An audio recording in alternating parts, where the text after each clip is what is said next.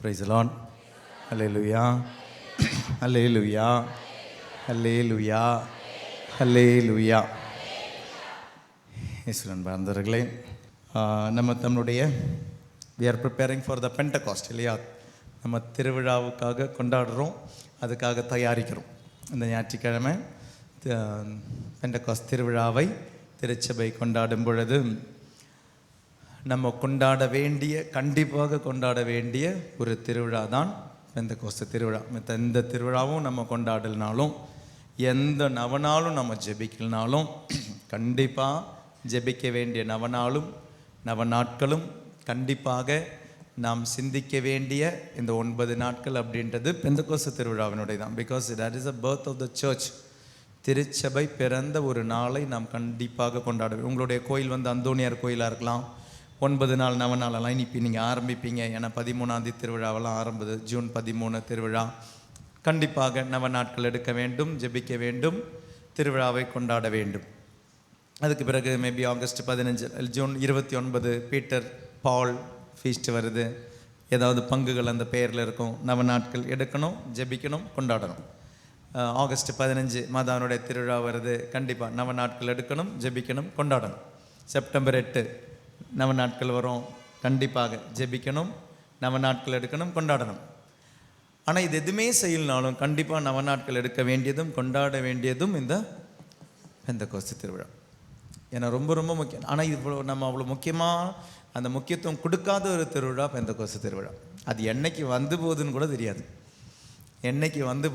தெரியாது, அதனால தான் இப்போ ஒரு 2-3 வருஷமாக நம்ம எல்லா தியானம் இருந்தாலும் அந்த நவநாட்களை அனுப்பி கொடுக்குறோம், ஜெபிங்கன்றோம், பரிசுத்தாவியை குறித்து அதிகமாக பேசுகிறோம், ஹோலி ஸ்பிரிட்னுடைய ரெட்ரீட் ஸ்பெஷலாக வச்சோம். Because at least we should promote. அதுக்கு இப்போ ஒரு இம்பார்ட்டன்ஸ் இருக்குன்னா அது ப்ரொமோட் பண்ணி வந்தால் 10 வருஷத்துக்கு பிறகு என்னைக்காவது இந்த திருவிழாவை யாராவது கொண்டாடுவாங்க. யோசிச்சு பாருங்கள், இவ்வளோ பெரிய டைசஸுங்க இருக்குது. எத்தனை கோயில்கள் தூய ஆவியானவருடைய பேரில் இருக்குது?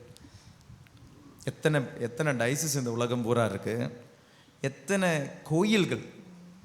கோயில்கள் தூய ஆவியானவருக்கு ஒப்பு கொடுக்கப்பட்ட கோயில்கள் இருக்குது? சென்னை டைசஸில் இருக்கா எனக்கு தெரியல. அப்படி ஒரு இல்லை இருக்கா? இல்லைன்னு எனக்கு நினைக்கிறேன். இல்லை, ஒன்று செங்கல்பட்டு டைசஸில் பார்த்துருக்கீங்க. ஹோலி ஸ்பிரிட் சர்ச் மீனம்பாக்கத்தில் இருக்குது. நங்கநல்லூர் கிட்ட ஒன்று இருக்குது ஹோலி ஸ்பிரிட் சர்ச். அப்போ நம்ம இயேசுனுடைய பல பெயர்களில் இருக்குது. அன்னை மரியாளுக்கு இருக்குது, புனிதர்களுடைய இதெல்லாம் இருக்குது. ஆனால் ஹோலி ஸ்பிரிட் அப்படின்ற we miss it. இப்போ நம்ம மறந்து போன ஒரு கடவுள் ஹோலி ஸ்பிரிட். இப்போ நம்ம மறந்து போன ஒரு கடவுள் ஹோலி ஸ்பிரிட் தான். அப்பா ஃபாதர் கூட கொஞ்சம் கொஞ்சமாக நம்ம ஜெபிக்கலாம் ஆரம்பிக்கிறோம். இயேசு கிறிஸ்து நம்ம மறக்கவே மாட்டோம். ஆனால் நம்ம மறந்து போன கடவுள்.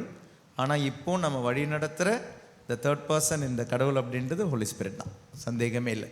அதனால் நம்ம அதுக்கு காரணம் ஹோலி ஸ்பிரிட் கூட தான், நம்ம மட்டும் கிடையாது.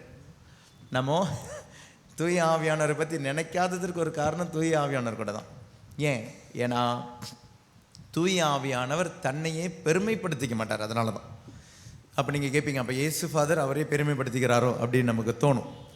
அதனுடைய ஸ்டெப்பு நமக்கு சரியாக உங்களுக்கு புரியணும் அப்படின்னா நான் ஒரு 3 லைன் சொல்கிறேன். அந்த 3 லைன் சொல்லும் பொழுது உங்களுக்கு புரியும். ஃபஸ்ட்டு லைன், இயேசு தன்னையே வெறுமையாக்கி தந்தையை வெளிப்படுத்துகிறார். ஏன்னா இயேசு கிறிஸ்து வாழ்ந்த 33 வருஷம், குறிப்பாக கடைசியாக வாழ்ந்த 3 வருஷம் நீங்கள் பார்த்தீங்கன்னா Jesus will always be talking about God the Father. அப்பா அப்பா அப்பா அப்பா அப்பா அப்பான்னு தான் பேசுவார். கடைசியாக 3 வருஷம் வாய் திறந்தாலே அப்பா தான் வருவார். ஸோ இயேசு கிறிஸ்து தன்னை வெறுமையாக்கி தந்தையை வெளிப்படுத்தினார். Jesus emptied himself and revealed God the Father. Second step பாருங்களேன். இன்றைக்கி நம்ம எப்போவுமே இயேசு கிறிஸ்துவை பற்றி தான் பேசிக்கிட்டு இருக்கிறோம். இயேசு கிறிஸ்துவை பற்றி நம்ம தூய ஆவியானவரை பற்றி பேசுகிறது கிடையாது. ஆனால் எல்லாமே இன்றைக்கி நமக்கு செஞ்சு தர்றது எல்லாமே தூய ஆவியானவர். நம்ம அசைவதும், நம்மளுடைய மூச்சு, நம்மளுடைய பேச்சு எல்லாமே இதற்கு வல்லமை தருவது வல்லமையான தூய ஆவியானவர் தான். அப்போது 2வது சென்டென்ஸ் பாருங்கள். 2வது சென்டென்ஸ், தூய ஆவியானவர் தன்னை வெறுமைப்படுத்தி இயேசு கிறிஸ்துவை வெளிப்படுத்துகிறார். So Holy Spirit is emptying himself and revealing Jesus Christ. First sentence, இயேசு கிறிஸ்து தன்னை வெறுமையாக்கி தந்தையை வெளிப்படுத்தினார். தூய ஆவியானவர் தன்னை வெறுமையாக்கி இயேசுவை வெளிப்படுத்துகிறார். டேஷ் தன்னை வெறுமையாக்கி தூய ஆவியானவரை வெளிப்படுத்த வேண்டும் இல்லையா? அப்போ தூய ஆவியானவரை பெற்ற நாம் இல்லை, நான் தூய ஆவியானவரை பெற்ற நான் என்னை வெறுமையாக்கி தூய ஆவியானவரை வெளிப்படுத்த வேண்டும். அதுதான் நம்ம சொல்கிற கனிகள் இல்லையா? அந்த கனிகள் எல்லாம் சேரும்போது ஒரு கனி. தூய ஆவியானவரை வெளிப்படுத்தணும்னா நம்மளுடைய கனிகளில் வெளிப்படுத்தணும். அந்த 9 கனிகளில் நாம் வெளிப்படுத்த வேண்டும். இதுதாங்க நாம் அப்போ வெளிப்படுத்த வேண்டியது தூய ஆவியை நாம் தான் செய்யணும். தூய ஆவியானவர் இயேசு தான் வெளிப்படுத்துவார். நீங்கள் அப்பத்தை வச்சிங்கன்னா அது இயேசுவின் சரீரமாக தான் மாற்றி தருவார். நீங்கள் ரசத்தை வச்சு கொடுத்தீங்கன்னா இயேசுவின் ரத்தமாக தான் மாற்றி தருவார். நீங்கள் ஏதாவது அவர் ஒரு பையனை கொடுத்தீங்கன்னா அவர் குருவானவராக மாற்றி தருவார். ஒரு பையனையும் பொண்ணையும் கொடுத்தீங்கன்னா கணவன் மனைவியாக மாற்றி தருவார், குழந்தையாக மாற்றி தருவார். இதெல்லாம் தான் தூய ஆவியானவர் செய்கிறார். நம்ம எல்லாருக்கும் நன்றி யாருக்கு சொல்கிறோம்? இயேசுவே நன்றி, இயேசுவே நன்றி, இயேசுவே நன்றின்னு தான் சொல்லுவோம். ஆனால் இயேசுவை வெளிப்படுத்துவது யார் அப்படின்னா மறைஞ்சு நின்று வெளிப்படுத்துவது தூய ஆவியானவர். அப்போ நான் தூய ஆவியானவரால் நிரப்ப பெற்ற நான் தூய ஆவியின் கனிகளை கொண்டு தூய ஆவியானவரை வெளிப்படுத்த வேண்டும். Price the Lord. அப்போ தூய ஆவியானவரை பெறுவதற்கு பைபிள் சொல்கிற ஒரு கண்டிஷன், பைபிள் இல்லை, இயேசு சொல்கிற ஒரு கண்டிஷன் இருக்குது. தூய ஆவியானவரை நீங்கள் பெறுவதற்கு பைபிளில் இயேசு சொல்கிற ஒரு கண்டிஷன் இருக்குது. Acts of the Apostles chapter 1 verse 4.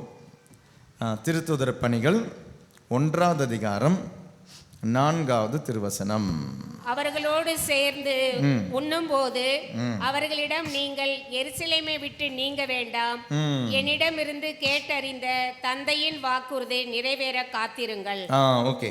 அதாவது இயேசு அவங்க கிட்ட சொல்றாரு பாருங்க, அவங்களோட சேர்ந்து உண்ணும் போது, அதாவது ரொம்ப ரொம்ப அன்பா பாசமா வந்து கட்டளை எல்லாம் கொடுக்கல. They are sitting together and eating together. ஒவ்வொரு வார்த்தையும் நான் சொல்லுவேன், பைபிளில் ரொம்ப இம்பார்ட்டண்டான வார்த்தை. ரொம்ப கேஷுவலாக லெஷியராக இருக்கிற ஒரு டைம் அது. ஆனால் பெரிய ஒரு விஷயத்தை கற்றுக் கொடுக்குறாரு அவர். ரொம்ப கேஷுவலாக உட்காந்து சாப்பிட்டுக்கிட்டு இருக்கிற டைம். சில டைம் நம்ம சொல்லுவோம்ல, வீட்டில் ஒன்றா உட்காந்து சாப்பிடும்போது என்ன ஃபாதர் பெரிய விஷயம்லாம் பேசுறது. இவர் ரொம்ப பெரிய விஷயத்தையே பேசுனது ஒன்றா உட்காந்து சாப்பிடும்போது தான். ரொம்ப பெரிய விஷயத்த. நமக்கு கலாச்சாரம் கிடையாது. நம்மளுடைய கலாச்சாரம் என்ன தெரியுமா? நம்ம சாப்பிடும்போது பிளேட்டை மட்டும்தான் பார்ப்போம், பக்கத்தில் இருக்கிறவங்கள பார்க்க மாட்டோம். அதான் நம்மளுடைய கலாச்சாரம். போட்டோமா, விழுங்கணுமா, போனோமா அப்படின்னு இருப்போம் நம்ம. நீங்கள் எல்லாம் இந்த வெளிநாட்டு கலாச்சாரம், குறிப்பாக வெளிநாட்டு கலாச்சாரம்லாம் பார்த்தீங்கன்னா, பிஸ்னஸ் பெரிய பெரிய மீட்டிங் எல்லாம் நடக்கிறது. They will be eating together and meeting together. பெரிய பிஸ்னஸ்கள் எல்லாமே நடக்கிறது டைனிங் டேபிளில் தான், ஆஃபீஸ் டேபிளில் கிடையாது. ஒன்றா உட்காருவாங்க. அது 2 மணி நேரம், 3 மணி நேரம், 4 மணி நேரம், 5 மணி நேரம் எடுத்து மெதுவாக. அப்போ பார்த்தா ஒரு ஜூஸ் தான் முடிஞ்சிருக்கும். ஆனால் 5 மணி நேரத்தில் ஒரு ஜூஸ் தான் முடியும். நம்ம ஹோட்டலுக்கு போனால் சாப்பிட்றதுக்காக மட்டும்தான் போவோம். பக்கத்தில் அப்பா இருக்கிறாங்களா, அம்மா இருக்கிறாங்க, அண்ணன் இருக்கிறானா, தம்பி இருக்கிறானா, அவங்களுக்கு பிளேட்டில் ஏதாவது இருக்குதா, அதெல்லாம் நம்ம பார்க்க மாட்டோம். அதனால் சில ஹோட்டலில் கூட இன்றைக்கி என்ன நம்ம எழுதி வச்சிருக்கிறாங்க, business meetings are strictly prohibited அப்படின்ட்டு. சில ஹோட்டல்ஸில், சென்னையில் ஹோட்டல்ஸில் business meetings are strictly prohibited. ஏன்னா சில டைம் வந்து அங்கே உட்காந்து பேசிக்கிட்டு இருக்கிறாங்க. சிலவங்க ரியல் எஸ்டேட் பிஸ்னஸே பேக்கிறது அங்கே தான், வாங்க அந்த ஹோட்டலுக்கு வந்துருங்க அப்படின்றவாங்க, இந்த ஜூஸ் ஷாப்புக்கு வந்துருங்க அப்படின்னு சொல்லி ரியல் எஸ்டேட் பிஸ்னஸ்லாம் பேசுகிறாங்க. அதனால் என்ன ஆகுது, ஒரு ஜூஸ் தான் காலி ஆகுது.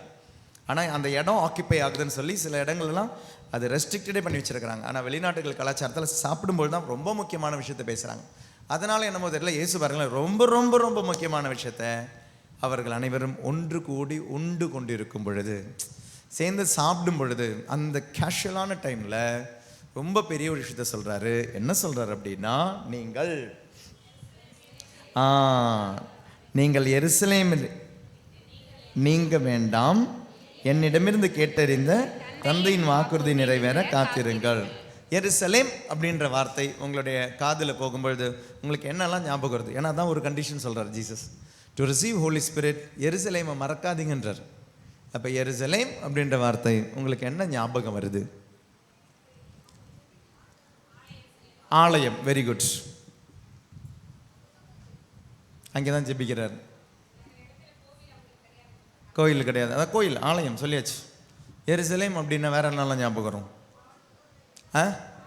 பாடுகள், மரணம், உயிர்ப்பு. டு ரிசீவ் ஹோலி ஸ்பிரிட் இயேசு சொல்கிற ஒரே ஒரு கண்டிஷன் பாருங்களேன், என்னுடைய பாடுகள், என்னுடைய மரணம், என்னுடைய உயிர்ப்பை மறக்காதன்றார். நான் ஒரு இடத்துல ஒரு ஆளை பார்த்தேன், ஒரு அம்மாவை தான் பார்த்தேன். இப்போ நான் சொன்னேன், ரொம்ப நாளாச்சு எல்லாரும் வந்துட்டு அப்படின்னு. ஏன்னா ஒரே ஒரு தடவை தான் அவங்க வந்திருக்கிறாங்க. நல்லா நான் கவனிச்சு, ஒரே ஒரு தடவை தான் வந்திருக்கிறாங்க. ஹஸ்பண்டு, ஒய்ஃபு, குட்டி பையன். அன்னைக்கு நான் நினைக்கிறேன் அவன் 2வது 3வது என்னமோ படிச்சுக்கிட்டு இருக்கிறான். வந்தாங்க. ஒரு தேர்ட் சண்டே வந்தாங்க. I was so happy to see that family there. ரொம்ப சந்தோஷமாக இருந்தது. அவங்களுக்கு ஒரு பிரச்சனைகள் இருந்தது. கணவன் அவ்வளோலாம் கோயிலுக்கெல்லாம் போக மாட்டார், எதுக்கு அப்படி இப்படியெல்லாம் சொல்கிற மனுஷன். ஒரே ஒரு தடவை தான் வந்தாங்க. நேற்று அவங்கள நான் சாயங்காலம் ஒரு இடத்துல பார்த்து என்ன இப்போ ரொம்ப நாளாச்சு எல்லாருக்கும் வந்துட்டு, ஃபாதர் அன்னைக்கு வந்ததோட வீட்டில் எல்லா பிரச்சனையும் முடிஞ்சிச்சு அப்படின்ட்டாங்க. Price the Lord, price the Lord. புது பிரச்சனை ஆரம்பிச்சிச்சு அப்படின்ட்டாங்க. ஹஸ்பண்ட் கோயிலுக்கே போகலன்னு சொல்லி தான் ஃபாதர் வந்தேன். இப்போ அந்த மனுஷன் பார்த்தா கொஞ்சம் அதிகமாக தெரிஞ்சிட்டாரோ அப்படின்னு எனக்கு ஒரு சந்தேகமாக இருக்குது ஃபாதர் அப்படின்றாங்க. இப்போ கோயிலே கதின்னு இருக்கிறார். ஒரு ஷாப்பிங்க்கு வெளியே போகணும் அப்படின்னா கூட அவர் ஜமாலை சொல்லிட்டு போகலாம் அப்படின்றார், ப்ரேயர் பண்ணிட்டு போகலாம் அப்படின்றார். பாருங்களேன், அப்போது அவங்களுடைய ஆசை என்ன இருந்தது? என் ஹஸ்பண்ட் திருந்தணும், என் சொல்படி கேட்குறவரா திருந்தணும், என் பையன் திருந்தணும், நான் சொல்கிற பேச்சு கேட்குறவனா திருந்தணும். there should be a change in my husband. அந்த சேஞ்ச் எப்படி இருக்கணும்? என் கண்ட்ரோலுக்கு வர ஹஸ்பண்டாக இருக்கணும்னு நினச்சிருந்துருக்குறாங்க. ஆண்டவர் அவரை எப்படி திருத்தினார்னா ஆண்டவருடைய கண்ட்ரோலுக்கு கொண்டு வந்துட்டார். அது இந்த அம்மாவால் பொறுக்க முடியல. Price the Lord, price the Lord. அவங்க கேஷுவலாக சந்தோஷமாக தான் சொன்னாங்க, வரோம் ஃபாதர் ஒரு நாள் வந்தாங்க. ஆனால் அந்த இருந்தாலும் அது மனசுலேருந்து வந்தது. அது ஃபஸ்ட்டு சொன்னது உண்மை, மனசுலேருந்து வந்தது. ரெண்டாவது சொன்னது இல்லை ஃபாதர் வரோம் ஃபாதர், நல்லா இருக்கிறோம், சந்தோஷமாக இருக்கிறோம், கண்டிப்பாக நாங்கள் வரோம். நிறைய மாற்றங்கள் எல்லாத்துலேயும், பொருளாதாரத்துலேயும் மாற்றங்கள் வந்திருக்கு, குடும்பத்தில் மாற்றம் வந்திருக்கு, குடும்ப ஜெபத்தில் மாற்றம் வந்திருக்கு. ஒரே ஒரு நாள் தான் அதுக்குள்ளே கால் வச்சாங்க அப்படின்னு சொல்லி அவ்வளோ சந்தோஷமாக சொன்னாங்க. ரீசெண்டாக ஒருத்தவங்க ஒரு சாட்சியம் சொன்னாங்க, ரொம்ப அழகான ஒரு சாட்சி, எனக்கு ரொம்ப பிடிச்சிருந்தது. அந்த சாட்சியத்தை இங்கே சொல்கிறேன். அவங்க சென்னைக்காரங்க தான், அவங்க இல்லைன்னு நினைக்கிறேன். ஏன்னா இப்போ நான் பாம்பே போயிருந்தப்போ அந்த ரெட்ரீட் சொன்ன பொழுது நான் வித் நெய்ம் அந்த சாட்சியத்தை சொன்னேன். நல்ல சாட்சியம் தான், கெடுதல் எதுவுமே கிடையாது. அந்த நெய்மை வச்சு சாட்சியம் சொன்ன பொழுது அவங்களுடைய ரிலேட்டிவ் ஒருத்தவங்க அங்கே உட்காந்துக்கிட்டு இருந்தாங்க. ஃபாதர் இந்நாளை பற்றி தான் நீங்கள் சொன்னீங்க அப்படின்னாங்க. ஐயோ, ஆனால் நல்ல விஷயம் தான், பேர் இப்போ சொன்னால் கூட தப்பு கிடையாது.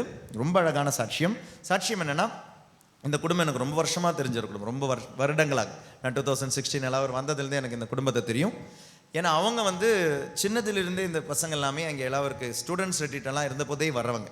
நினைக்கிறேன் 2005 எல்லாரும் ஆரம்பிச்சதுலேருந்தே வர ஒரு ஃபேமிலி. அந்த ஒரு ஃபேமிலியில் இந்த பசங்க எல்லாமே வளர்ந்தாங்க. அவங்களுக்கு கல்யாணம் ஆயிடுச்சு. இவங்களுடைய ஒரு கசின் ஒரு பொண்ணு, இவங்க வரதுனால அவங்களும் வர ஆரம்பித்தாங்க. அவளுக்கு கல்யாணம் ஆயிடுச்சு. கல்யாணம் ஆன பிறகு அவளுக்கு குழந்தை இல்லாமல் இருந்தது. குழந்தை இல்லாமல் 1 வருஷம் 2 வருஷம் 3 வருஷம். ஆனால் அதுக்குள்ளே என்னாச்சு, கசின் தங்கச்சிங்களுக்கெல்லாம் கல்யாணம் ஆயிடுச்சு. தங்கச்சிங்களுக்கு குழந்தை பிறந்துடுச்சு. இவளுக்கு குழந்தை பிறக்கலை. அவள் அங்கே வரும்போது எல்லா நைட்டுஜிலும் வருவாங்க. பார்க்கும்போது எனக்கும் கொஞ்சம் வருத்தமாக இருக்கும். உண்மையாகவே ஒரு பாரம் வரும்னு சொல்லுவேன்ல. ஏன்னா சின்னதுலேருந்தே அவங்களை தெரியறதுனால ஒரு பாரம், கல்யாணம் ஆகலை, அவங்களுக்கு குழந்தை பிறக்கலையே அப்படின்ற ஒரு பாரம். அப்போ சில பாரங்களோடு நம்மளும் ஜெபிப்போம்ல. ஸோ இவளுடைய விஷயமும் ஒரு பாரமாகவே இருந்தது. ஐயோ ஆண்டவரே, இவளுக்கு ஒரு குழந்தை இல்லையே, அந்த ஒரு பாரம் இருந்தது. போன வாரம் எல்லா ஒரு ஹோலி ஸ்பிரிட் ரெட்ரீட் நடந்துக்கிட்டு இருக்கும்போது ஷி ராங் மீ அப். இப்போ ஃபோன் பண்ணிட்டு சொல்கிறா, ஃபாதர் டிசம்பர் மாதம் குழந்தை வர வேண்டி தியானம் வச்சிங்கல்ல ஃபாதர், ஒரு நாள் தியானம், நானும் ஹஸ்பண்டும் பங்கெடுத்தோம் ஃபாதர். நான் இன்றைக்கி கன்சீவாக இருக்கிறேன் ஃபாதர், 3 மாதம் கன்சீவாக இருக்கிறேன். ப்ரைஸ் தி லார்ட். அப்போ நான் கேட்டேன் எவ்வளோ வருஷமாக, ஏன்னா எனக்கு ஒருத்தர் ரொம்ப வருஷமாச்சு அவளுக்கு கல்யாணம் ஆகி. எவ்வளோ ஆயிடுச்சுன்னு கேட்டபோது 7 இயர்ஸ்க்கு அப்புறம் ஃபஸ்ட் டைமாக கன்சீவ் ஆகிறான். 7 வருஷம். தங்கச்சிங்களுக்கெல்லாம் கன்சீவ் ஆகி அவங்கெல்லாம் குழந்தை பிறக்கும்போது அந்த குழந்தைங்க கூட விளையாடுவா. இவளுக்கு ஒரு குழந்தை இல்லாமல் தான் இருந்தது. But she was happy. எல்லாரோடையும் சந்தோஷமாக இருக்கிற பொண்ணு தான். ஆனால் இவளுக்கு ஒரு குழந்தை இல்லைன்றது நமக்கே பாரம் இருக்குன்னு அவளுக்கு அப்புறம் எவ்வளோ பாரம் இருந்திருக்கும். இப்போ கன்சீவாக இருக்கிற ஃபாதர், இப்போ என்னால் நேரடியாக சொல்ல முடியல. 5 மாதம் 6 மாதம் ஆகும்போது கண்டிப்பாக நேரடியாக சொல்லணும்னு எனக்கு ஆசையாக இருக்குது ஃபாதர். இந்த சாட்சி இங்கே முடியலை. இந்த சாட்சியத்துக்கு காரணமான இன்னொரு சாட்சியம் இருக்குது. அந்த சாட்சியம் என்னென்னா, இவளுடைய தங்கச்சி கசின் சொன்னேன் இல்லையா, அதில் ஒரு தங்கச்சிக்கு ஒரு குழந்தை இருக்குது. 2வது குழந்தை அவள் கன்சீவ் ஆன பொழுது மிஸ்கேரேஜ் ஆகி போச்சு. அந்த குழந்தை களைஞ்சு போச்சு. அது களைஞ்சதுனால, மிஸ்கேரேஜ் ஆனதுனால அவளுக்கு பயங்கரமாக வலிச்சிச்சு. ஐயோ மிஸ்கேரேஜ் ஆகிட்டேன்னு சொல்லி ஒரு மாதிரி மனசளவுலையும் டிப்ரெஷனுக்கு போக ஆரம்பித்த பொழுது அவளுடைய அம்மா, ஞானமுள்ள ஒரு தாய், இந்த பொண்ணை எப்படி கைட் பண்ணாங்கன்னா, சேம் உனக்கு இப்போ ஒரு குழந்தை களைஞ்சிடுச்சு அப்படின்றதுனால நீ ஏன் இவ்வளோ சோகமாகிற, ஏன் தளர்ந்து போகிற, இதை நீ ஆண்டவர்கிட்ட சிலுவையில் ஒப்பு கொடுத்து, ஆண்டவரே இது ஒரு நன்மைக்காக மாற்றுங்கன்னு சொல்லி ஒரு நன்மைக்காக கேளு அப்படின்னு இருக்கிறாங்க. எருசலேம் விட்டு போகாத. பாருங்க, எருசலேம் எங்கேயோ இருக்கு. அந்த வேதனையில் ஆண்டவர் அனுபவிச்சாரு. உன்னுடைய வேதனையை நீ அங்கே ஒப்பு கொடுத்து ஜெபி அப்படின்ட்டாங்க. உடனே மனசில் ஜெபிச்சேன்னு தெரியுமா, ஆண்டவரே எனக்கு அட்லீஸ்ட் ஒரு குழந்தையாவது இருக்குது. 2வது குழந்தை களைஞ்சு போனதுக்கு நான் அழுதேன், நான் டிப்ரெஷனுக்கு போகிறேன் நான். ஆனால் என்னுடைய அக்காவுக்கு ஒரு குழந்தை கூட இல்லையே. அதனால் அடுத்த தடவை நான் கன்சீவ் ஆகும் பொழுது என்னுடைய கசின் அக்காவும் கன்சீவ் ஆகணும்னு சொல்லி அதை ஒப்பு கொடுத்து ஜெபிச்சான். இன்னைக்கு அதிசயம் என்ன தெரியுமா? 2 பேருமே கன்சீவாக இருக்கிறாங்க. Price the Lord. 7 வருடங்களுக்கு பிறகு இவளுக்கு குழந்தை ஃபர்ஸ்ட் டைம் கன்சீவ் ஆகிறா. அவளுக்கு ஒரு மிஸ்கேரேஜ் ஆகி இப்போ 6-7 மாதம் தான் இருக்குது. அவளும் கன்சீவாக இருக்கிறான். எருசலேம் விட்டு போகாதே. ஆண்டவருடைய துன்பம், அவருடைய மரணம், அவருடைய உயிர்ப்பு என்னைக்குமே நம்மளுடைய தியான விஷயமாகும் பொழுது தூய ஆவியானவரை ஒவ்வொரு நொடி பொழுதும் பெற்றுக்கொண்டு இருப்போம். தூய ஆவியானவர் ஒன் டைம் கிஃப்ட் கிடையாதுங்க. ஒன் டைம் கிஃப்ட் கிடையாது தூய ஆவியானவர். எவ்ரி செகண்டும் நம்மளை வழிநடத்த நமக்கு தூய ஆவியானவர் வேணும். இப்போ இங்கே வரணுமா வேண்டாமா? ஏன்னா 1.5 மணி நேரம் ட்ராவல் இங்கே இந்த திருவள்ளூர் இருந்து முடிவெடுக்கணும் இங்கேருந்து. ஏன்னா நான் போனது ஏடியை பார்க்க போனேன். அந்த அண்ணந்தம்மா இங்கே இல்லை, அவங்கள பார்க்க முடியல, இன்றைக்கி வாங்கன்னு சொல்லிட்டு போனோம். ஆல்மோஸ்ட் ஒரு 1 ஹவர் கிட்ட இங்கே நான் வெயிட் பண்ணிவிட்டு அவங்கள பார்க்க முடியல. அதனால் கன்சல்டன்ட்டை மாத்திரம் நீங்கள் இருந்து பார்த்துட்டு வாங்க அப்படின்னு சொல்லிட்டு நான் வந்துட்டேன். நான் 10 நிமிஷம் முடிஞ்சு வரணுமா, 15 நிமிஷம் முடிஞ்சு வரணுமா? நான் தான் முடிவெடுக்கணும். ஆனால் இல்லை, அது அங்கே ஆண்டவர் பார்த்துப்பார். கரெக்டாக வந்து நுழைஞ்சேன். போய் ட்ரெஸ் பார்த்துக்குள்ளே அவர் ஃபோன் பண்ணார். ஃபாதர் இப்போ தான் மேடம் வந்தாங்க, பார்த்துட்டேன் அப்படின்னு சொல்லி. அதனால தான் இங்கே ஒரு செகண்ட் லேட் ஆகிடுச்சு எனக்கு. யோசிச்சு பாருங்கள், வேணுமா? Every second we are under choice. நான் சொல்லுங்கள் சார், அகஸ்டின் சொல்கிறார், every second we are under choice. இதுவா அதுவா? அப்போ எப்பவுமே அப்போ இந்த சாய்ஸை நம்ம எடுக்கும் பொழுது ஆண்டவரோடு இணைந்து எடுப்போம். அதற்கு நமக்கு ஹோலி ஸ்பிரிட் வேணும். Every second, every moment you are in a choice. வேணுமா வேண்டாமா? இந்த சாய்ஸை நம்ம எடுக்கும் பொழுது ஞானத்தோடு எடுக்கணும்னு நமக்கு தூய ஆவியானவர் வேணும். அப்போ கேட்க வேண்டியது, ஆண்டவரே ஏன் இந்த துன்பம்னு கிடையாது. இந்த துன்பத்தை வைத்து நீ என்ன செய்ய விரும்புகிறேன்னு தான் கேட்கும். இந்த தோல்வியை வச்சு என்ன செய்ய விரும்புகிற, இந்த நஷ்டத்தை வச்சு என்ன செய்ய விரும்புகிறீங்க? இது தூய ஆவியானவர் அப்போ வழி நடத்துவார். நம்ம கேட்குறது என்ன? ஏன் இந்த துன்பம், ஏன் இந்த தோல்வி, ஏன் இந்த கஷ்டம், ஏன் இந்த நஷ்டம் இப்படின்னு கேட்கும்பொழுது அதனுடைய வெளிப்பாடுகள் நமக்கு கிடைக்காம போகுது. இப்போ நீங்கள் எருசலேம் விட்டு போகாது. ஆண்டவர் சொல்கிற ஒரே ஒரு கண்டிஷன், அதுவும் அடுத்த ஒரு வார்த்தை சொல்கிறார் பாருங்களேன், என்னிடம் இருந்து நீங்கள் கேட்டறிந்த தந்தையின் வாக்குறுதி. பைபிளில் there are more than 10,000 என்னமோ ப்ராமிசஸ் சொல்கிறாங்க. பைபிளில் there are more than 10,000 promises, வாக்குறுதிகள் இருக்குது. ஆனால் இயேசு என்ன சொல்கிறாரு? என்னிடம் இருந்து நீ கேட்ட ஒரு வாக்குறுதி இருக்கும். அந்த வாக்குறுதி, அது இங்கிலீஷில் நீங்கள் பார்த்தீங்கன்னா இன்னும் கொஞ்சம் கூட அழகாக இருக்கும். த ப்ராமிஸ். த ப்ராமிஸ் அங்கே யூஸ் பண்ணியிருக்கிறது டெஃபினட் ஆர்டிகல். த ப்ராமிஸ், அதாவது என்னிடமிருந்து நீங்கள் கேட்ட அந்த வாக்குறுதி. எந்த வாக்குறுதி? தூய ஆவியாம் துணையாளர் என்னும் வாக்குறுதி. த ப்ராமிஸ். எது கிடைச்சா உனக்கு எல்லா ப்ராமிசஸும் கிடைக்குமோ அந்த ப்ராமிஸ். அப்போ அந்த ப்ராமிஸ் உனக்கு கிடைக்கணும்னா நீ எருசலேமை விட்டு போகாதே. அதனால அந்த வார்த்தை என்ன தெரியுமா? இந்த ஆக்சுவலி நம்ம 2 கிரீடு இருக்குது. நமக்கு 2 விசுவாச பிரமாணம் இருக்குது. ஒரு விசுவாச பிரமாணம் தான் நம்ம சொல்கிறோம். எந்த விசுவாச பிரமாணம் நம்ம சொல்கிறோம்? அந்த விசுவாச பிரமாணத்தினுடைய தலைப்பு என்ன, ஹெட்டிங் என்ன? விசுவாச பிரமாணம் நம்பிக்கை இருக்கியா? விசுவாச பிரமாணம் விசுவாச பிரமாணம் தான். யார சொன்னாங்களே? அப்போஸ்தலர்ஸ் கிரீட். இங்கிலீஷில் சொல்லும்போது ரொம்ப கிளியராக இருக்கு இல்லையா? அப்போஸ்தலர்ஸ் கிரீட். அது விசுவாச பிரமாணம் தமிழில் சொல்லிங்க. அப்போஸ்தலர்ஸ் கிரீட். ஏன் அப்போஸ்தலர்ஸ் கிரீட்? அது அப்போஸ்தலருக்கு சொல்லி கொடுத்தாங்களோ? எத்தனை அப்போஸ்தலர்கள் நமக்கு? 12. இந்த அப்போஸ்தலர்ஸ் கிரீட்ல நீங்கள் பார்த்தீங்கன்னா 12 தடவை நீங்கள் நம்புகிறேன்றீங்க. 12 விஷயத்தை நம்புகிறேன் 12 விஷயம் நம்புவீங்க. அதனால தான் அது அப்போஸ்தலர்ஸ் கிரீட். அது பேர் அந்த நம்பிக்கை அறிக்கை. அதில் 8வது நம்பிக்கை தான் தூய ஆவியானவரை நம்புகிறேன். 8வது நம்பிக்கை. அப்போ நம்பிக்கை அறிக்கையில் 12 நம்பிக்கைகள் சொல்கிறோம். அதில் 8வது நம்பிக்கை தூய ஆவியானவரை நம்புகிறேன். ஆனால் அதே திருப்பலி புத்தகத்தில் இன்னொரு நம்பிக்கை அறிக்கை கூட இருக்குது. அதில் இன்னொரு கிரீடு கூட இருக்குது. அது என்ன கிரீடு? அது நைசியன் கிரீடு. நைசியா அப்படின்ற இடத்துல நடந்த, இப்போ நமக்கு Vatican council second, Vatican council second சொல்கிறோம் இல்லையா? 2ஆம் வத்திக்கான் திருசங்கம் வேட்டிக்கன்ல நடந்தது. அப்போ 2ஆம் வத்திக்கான் திருசங்கம் நடந்ததுன்னா அதுக்கு முன்னால் என்ன நடந்திருக்கும்? 1ஆம் வத்திக்கான் திருசங்கம் நடந்திருக்கணும். 2ஆம் வத்திக்கான் திருசங்கம் எப்போ நடந்தது? 1963, 62 to 65 நடந்தது இல்லையா? அப்போ அதுக்கு முன்னால் 1ஆம் வத்திக்கான் சங்கம் திருசங்கம் நடந்தது மாதிரியே 325 ஏடி, அதாவது இயேசு கிறிஸ்து அவருடைய வாழ்க்கைக்கு பிறகு within 2 centuries, 3rd centuries, 300 வருடங்களுக்கு பிறகு நடந்ததுதான் இந்த நைசியன் திருசங்கம். அந்த நைசியன் கிரீடை நான் வாசிக்கிறேன், நல்லா கேளுங்க. அப்போ உங்களுக்கு புரியும். இந்த தந்தையான ஆண்டவர், இயேசு ஆண்டவர், தூய ஆவியானவருடைய கனெக்ஷன் உங்களுக்கு புரியும். அதில் அந்த நைசியன் கிரீட்லாம் அவங்க சொல்கிறாங்க பாருங்க. தந்தையிடம் இருந்தும் மகனிடம் இருந்தும் புறப்படும் ஆண்டவரும் உயிரளிப்பவருமான தூய ஆவியாரை நம்புகின்றேன். இவர் தந்தையோடும் மகனோடும் ஒன்றாக ஆராதனையும் மாட்சியும் பெறுகின்றார். இறைவாக்கினர்கள் வாயிலாக பேசியவர் இவரே.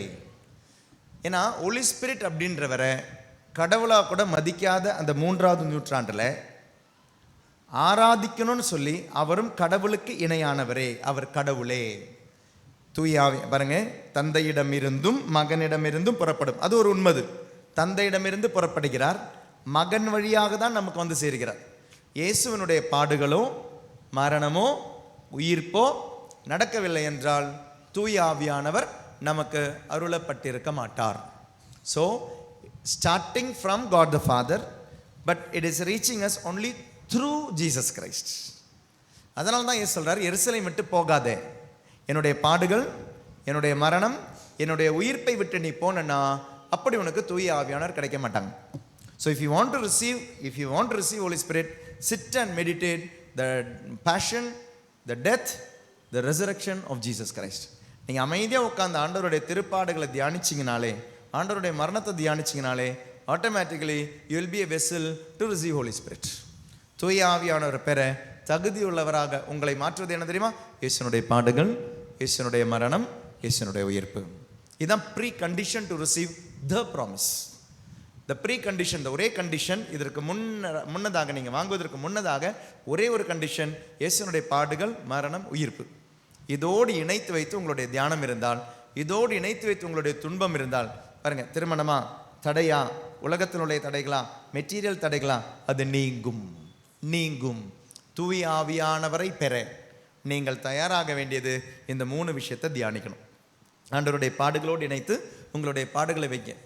அப்போ உங்களுடைய பாடுகள் உங்களுக்கு பெரிய ஒரு பாரமாக இருக்காது. பலவித தடைகள் இருக்குது, பிரச்சனைகள் இருக்குது. But that will not be a big burden for you if you join, if you associate your burdens with the burden of Jesus, your cross with the cross of Jesus. அதனால் இது ஒன்று, தந்தையிடமிருந்து மகனிடமிருந்து புறப்படும்.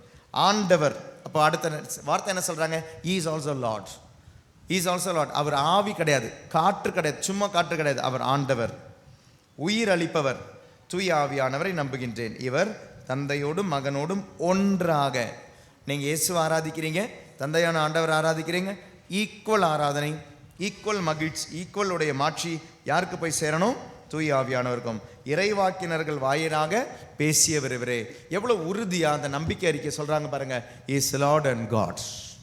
அவர் கடவுள் தான், அவர் ஆண்டவர் தான். Praise the Lord. Hallelujah, hallelujah. The promise. இனி இன்னொரு வார்த்தை நம்ம சயின்ஸில் முன்னாலெல்லாம் படிச்சிருப்போம். சயின்ஸில் 2 வார்த்தைகளை படிச்சிருப்போம். ஒன்று என்ன? லிவிங் பீயிங், இன்னொன்று நான் லிவிங் பீயிங். உயிரினம், உயிரற்ற இனம், உயிரில்லா இனம். உயிரினம், இனம், ஓகே, உயிரா இனம். ஹியூமன் லிவிங் பீயிங், நான் லிவிங் பீயிங். இனி கொஞ்சம் எக்ஸாம்பிள் சொல்லுங்கள் பார்க்கலாம். நான் லிவிங் பீயிங் எக்ஸாம்பிள்ஸ் எதாவது சொல்லுங்கள் பார்க்கலாம். சேரு, டேபிளு, என்ன பானையா, ஃபேன். ஓகே, போதும். அப்போ சேரு, டேபிளு, ஃபேன். அங்கே இருக்கிறதும் சேர் தான் இல்லையா? இது நான் முன்னால் யூக்ரிஸ்ட் சொன்ன போதும் உங்களுக்கு சொல்லியிருக்கேன், நற்கரணை சொன்ன போதும். அதனால் உங்களுக்கு ஈஸியாக இருக்கும் புரிஞ்சவங்களுக்கு. நற்கரணை டிரான்ஸ்சப்ஸ்டன்சியேஷன் சொல்லி கொடுத்தப்போ சொல்லியிருக்கேன். ஓகே, அப்போ அதுவும் இதுவும் கனெக்டட் வரும், உங்களுக்கு ஈஸியாக இருக்கும் புரியறதுக்கு. அது சேர் தானே. இது அப்போ அதையும் சேர்னு கூப்பிடுறீங்க, இதையும் சேர்னு கூப்பிடுறீங்க. ரெண்டுமே வித்தியாசமாக இருக்கே. அது ஸ்பெஷல் சேர். ஒரு டீ, ஒரு ஸ்பெஷல் டீ அப்படின்ற மாதிரி. ரெண்டுமே டீ தானே. இன் சேரா? ஏன் கிங் சேர் இல்லையா? அதையும் சேர்னு கூப்பிடுறோம்.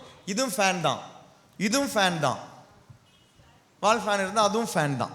3மே ஃபேன் தான், ஆனால் வித்தியாசமாக இருக்குது. But yet you call that as fan. Why? அது சேம் பர்பஸ் தருது. நல்லா கவனிங்க. நான் இது கவனிச்சிங்கன்னா உங்களுக்கு ட்ரினிட்டி புரியும். ட்ரினிட்டி புரிஞ்சால் தந்தை, மகன், தூய ஆவியானவர் புரியும். அதுவும் ஃபேன் தான், இதுவும் ஃபேன் தான், வால் ஃபேனும் ஃபேன் தான்.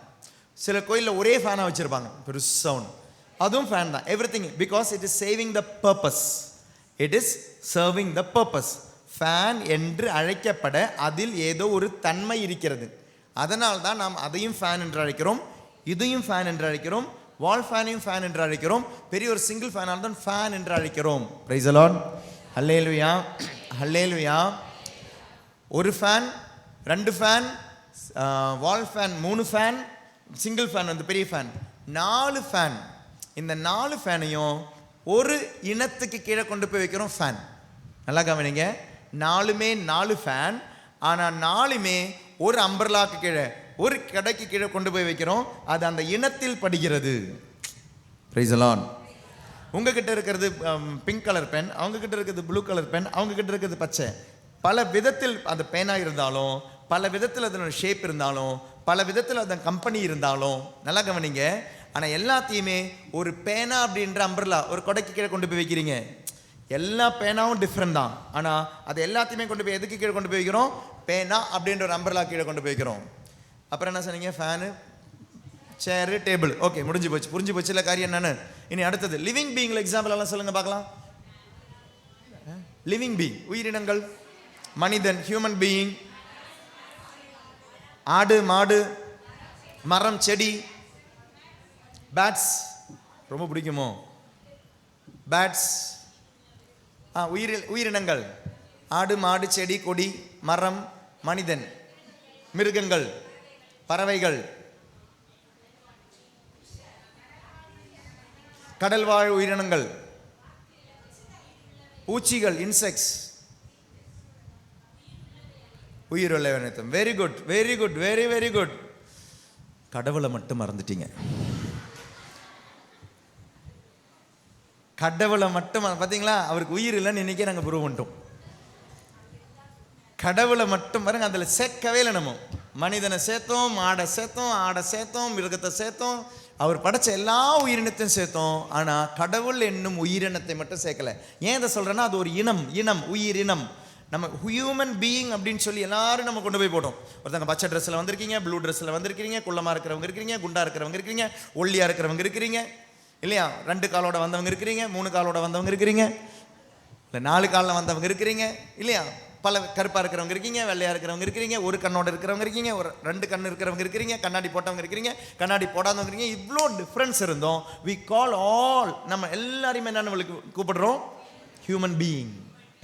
Human being. பாருங்க, இங்கே இப்போ சப்போஸ் ஒரு 300 பேர் இருக்கிறீங்க வச்சுங்க, 300 பேரையும் ஒரு அம்பர்லா, ஒரு பீயிங் கீழே கொண்டு வரும். 300 பேருமே 300, ஆனால் 300 பேருமே ஒரு பீயிங் கீழே கொண்டு வரும். Price the Lord. புரியுதா? பல்ப் எரியுது, எங்கேயாவது எரியுதா? எரியுது, மெதுவாக எரியுது ஃபாதர், டியூப்லைட் ஃபாதர். நாங்கள் ஒன்றும் இல்லையா, 300 பேர் இருக்கிறோம், ஆனால் 300 பேருமே டிஃப்ரெண்ட் ஆனவங்க. ஆனால் 300 பேரையுமே நம்ம ஒரு அம்பர்லா கீழே கொண்டு வரோம், ஒரு பீயிங் கீழே, ஹியூமன் பீயிங்னு கொண்டு வரோம். 300மே 300, ஆனால் 300மே ஒன்று. Praise the Lord. Alleluia, alleluia. வித்தியாசம் புரியுதா அப்போ உங்களுக்கு? அப்போ இதே தாங்க நம்ம ட்ரினிட்டியில் அப்ளை பண்ணுறது. பெரிய விஷயம் கிடையாது ட்ரினிட்டியை புரிஞ்சுக்கிறது, திருத்தத்தை புரிஞ்சுக்கிறது பெரிய விஷயம் கிடையாது. அன்றாட நம்மளுடைய வாழ்க்கையில் பார்க்குற விஷயம், கேட்குற விஷயம், அனுபவிக்கிற விஷயத்தை தான் ட்ரினிட்டியிலும் இருக்குது. அந்த ஒரு பீயிங், ட்ரினிட்டி அப்படின்ற ஒரு பீயிங், அதுக்கு கீழே 3 பேர் தான் இருக்கிறாங்க. 3 பேரால் மட்டும்தான் இருக்க முடியும். மனித தன்மை கொண்டவர்கள் மனிதர்கள் என்று அழைக்கிறோம் என்றால், மிருக தன்மையை கொண்டவர்களை மிருகங்கள் என்று அழைக்கிறோம் என்றால், பூச்சியின் தன்மையை கொண்டவர்களை பூச்சி என்று அழைக்கிறோம் என்றால், ஃபேனின் தன்மை கொண்டவர்களை ஃபேன் என்று அழைக்கிறோம் என்றால், உயிரினமோ உயிரற்ற இனத்தையோ இனம் அப்படின்னு ஒன்று கீழே கொண்டு வந்து வச்சு அதற்கு கீழே டிஃபரன்ஸை கொண்டு வர நம்மளால முடியுது, புரிஞ்சுக்க முடியுது. அவர் மைண்ட் அண்டர்ஸ்டாண்ட்ஸ் இட். அப்படி ஒரு இனம் கடவுள் என்ற ஒரு இனம், பீயிங். அந்த கடவுள் கிட்ட 3 பர்சன்ஸ் டிஃபரன்ஸ் இருக்கு. ஸோ எசென்ஷியலி அவங்க ஒன்று, ஆனால் ஃபங்க்ஷனலி வேற, அவ்வளோதான்.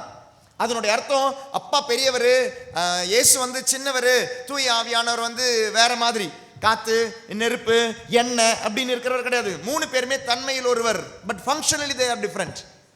Essentially they are same. தந்தையை ஆராதிப்பவர்கள், இயேசுவை ஆராதிப்பவர்கள், தூய ஆவியானவரையும் ஆராதிக்க கடவார்கள். தந்தைக்கு மாட்சி கொடுக்கிறவங்க, இயேசுக்கு மாட்சி கொடுக்கிறவங்க, தூய ஆவியானவருக்கு மாட்சி கொடுக்க நம்மளால முடியல. We are not able to befriend him. We are able to befriend God the Father. இயேசுவோடு அந்த இணைய முடிகின்றது. ஆனால் தூய ஆவியானவர் நம்மளால இணைய முடியல நம்மளால. ஆனால் முழுக்க முழுக்க நம்மை வழி நடத்துகின்றவரும் நம்மை இன்று அன்பு செய்கின்றவர்களும் நம்மை எல்லா விதத்திலும், because he can teach you, he can guide you, he can counsel you, he can correct you, he can stop you, he can block you. இதெல்லாம் தூய ஆவியானவர்கள் செய்ய முடியும்னு பைபிள் சொல்லுது. ஒரு இடத்துக்கு போகும்போது அப்போஸ்தலர்கள் கிட்ட சொல்லாங்க, போகாதீங்க அப்படின்றாங்க. ஒரு இடத்துக்கு போகலைன்னா நீங்க போகணும் அப்படின்றாங்க. எல்லா விதத்திலும் இயேசுவுக்கு பிறகு இவர்களை வழி நடத்தியது தூய ஆவியானவர். அவர்களை வழி நடத்திய அதே தூய ஆவியானவர் தான் இன்னைக்கு நம்மளை வழி நடத்துறார். The promise. ஆனா அந்த ப்ராமிஸை நம்ம உணர மாட்டேங்கிறோம். இவர் தான் வழி நடத்துறார் அப்படின்னு உணர மாட்டேங்கிறோம். That's why we are not able to love him. அந்த அன்பு, அந்த பாசம் ஒழுக மாட்டேங்குது. இயேசுவேன்னு கூப்பிடும் போது அழுக வருது. ஆவியானவரேன்னு கூப்பிட்டா ஃபாதர் நல்லா ஃபாதர், அது ஒரு பாசம் வர மாட்டேங்குது father. Praise the Lord. Hallelujah, hallelujah. இல்லை சில ஹஸ்பண்ட்ஸ்க்கு சில அவங்களுடைய ஒய்ஃபை டார்லிங்னு கூப்பிட்டா தான் ஆசையாக இருக்குது, பாசமாக இருக்குது. பிரைஸ் தி லார்ட், ஹல்லேலூயா. பேர் கூப்பிட்டா அது ஒரு வரமாட்டேங்குது ஃபாதர். அந்த ஃபீலிங் வரணும் அப்படின்னா அந்த வார்த்தையை கூப்பிட்டா தான் ஃபாதர் வருது. பிரைஸ் தி லார்ட், ஹல்லேலூயா. சில ஒய்ஃபுங்களுக்காக இருந்தாலும் ஹஸ்பண்டை கூப்பிடும்போது இன்னது கூப்பிட்டா தான் ஃபாதர்.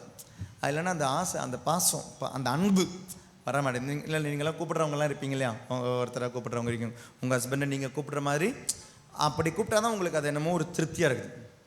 அப்படி ஒரு திருப்தி நம்ம ஆவியானவரேன்னு கூப்பிடுவோம் நம்மளுக்கு வர மாட்டேங்குது. பிரைஸ் தி லார்ட், ஹல்லேலூயா, ஹல்லேலூயா, ஹல்லேலூயா. ஆனால் நம்மை வழி நடத்துவது முழுக்க முழுக்க முழுக்க we are led by the Spirit. We should be led by the Spirit. I do not know whether you are led by the Spirit. தூய ஆவியானவர்கள் இயக்கப்படுகிறீர்களான்னு எனக்கு தெரியல, ஆனால் இயக்கப்பட வேண்டியவர்கள். அப்படி இயக்கப்படும் பொழுது பைபிள் சொல்கிற வார்த்தை என்ன தெரியுமா? ரோமன்ஸ் 8:14. ரோமையர் 8வது அதிகாரம் 14வது திருவசனம். கடவுளின் பிள்ளைகள், கடவுளின் ஆவியால் இயக்கப்படுகிறவர்கள் கடவுளின் பிள்ளைகள். அப்போ பைபிள் அழகாக சொல்லுது, கடவுளின் ஆவியால் இயக்கப்படுகிறவர்கள். அப்போ இயக்கப்பட வேண்டும். இன்றைக்கி நீங்கள் வீட்டுக்கு போயிட்டு சரி நாளைக்கு மறுநாள் தான் பெண்டகாஸ்ட் ஃபீஸ்ட், நாளைக்கு நைட்டிலேருந்தே அந்த செலிப்ரேஷன் தான். அப்போ நீங்கள் வீட்டுக்கு போன பிறகு நீங்கள் கண்டிப்பாக வாசிக்க வேண்டிய ஒரு பகுதி ரோமன்ஸ் 8. ரோமையர் 8வது அதிகாரம் கண்டிப்பாக அந்த முழுக்க நீங்கள் வாசிக்கணும், ஃபுல்லாக நீங்கள் வாசி முடிக்கணும். பிகாஸ் அதனுடைய ஹெட்டிங்கே தூய ஆவியானவரால் வாழ்வு தான். So life in the Holy Spirit ரொம்ப அழகாக இருக்கும் அந்த அதிகாரம். 14, 15 கூட வாசி பாருங்களேன்.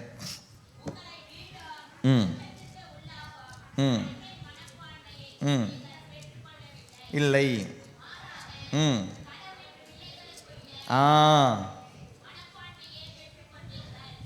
பார்த்தீங்களா எவ்வளோ அழகான வசனம். ரோமையர் 8:15.